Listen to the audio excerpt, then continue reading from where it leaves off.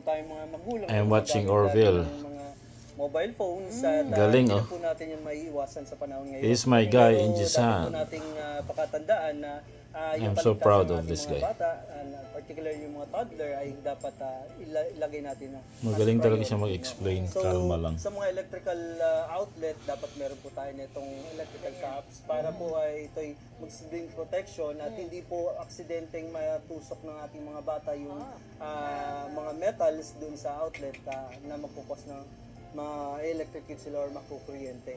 So, yan po yung mga, isa po to sa magandang safety device para po maiwasan na makuryente ang ating mga toddler. Pinag-uusapan natin pa. Na-imagine mo yung ayaw mo na may ganung insidente sa bahay.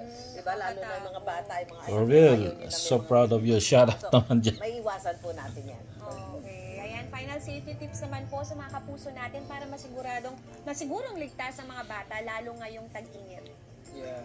Unang-una po ang ating po mga magulang, ang ating po mga nag-aalaga sa ating mga toddlers, sa mga bata, dapat po talaga ay constant yung ating pagsusupervise sa kanila. Dahil ang mga bata po kailangan ng constant supervision.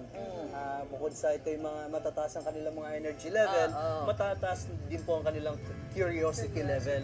So kapag hindi po natin ito nabantayan constantly, Orville Dimida, Occupational Safety and Health sa panahon ngayon Practitioner. na tag-init, kailangan po natin ma-ensure Well, na yung ating po mga congratulations. Shout out.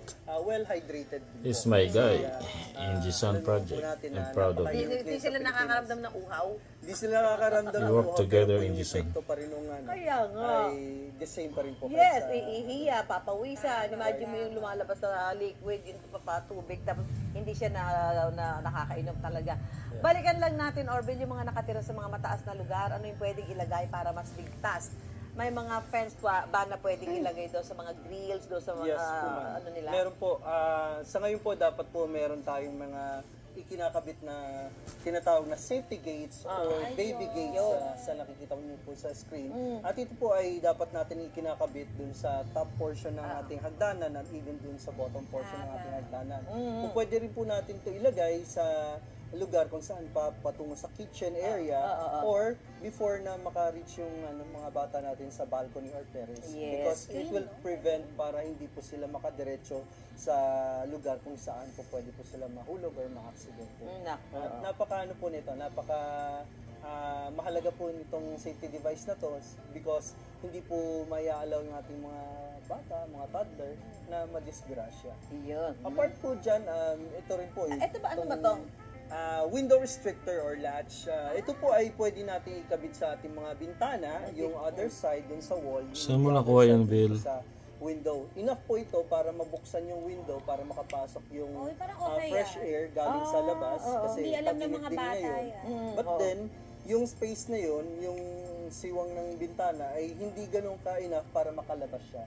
So this would serve also as a safety device para safe din po yung ating mga toddlers. Nako yan. Nako, maraming salamat. Ang galing ni Orville mag-explain. Benida, Occupational Safety and Health Practitioner. Mga kapuso, magdoble ingat at lagi pong mag-i-alerto. Galing. Congrats, sa pagbabantay sa Bill. mga bata.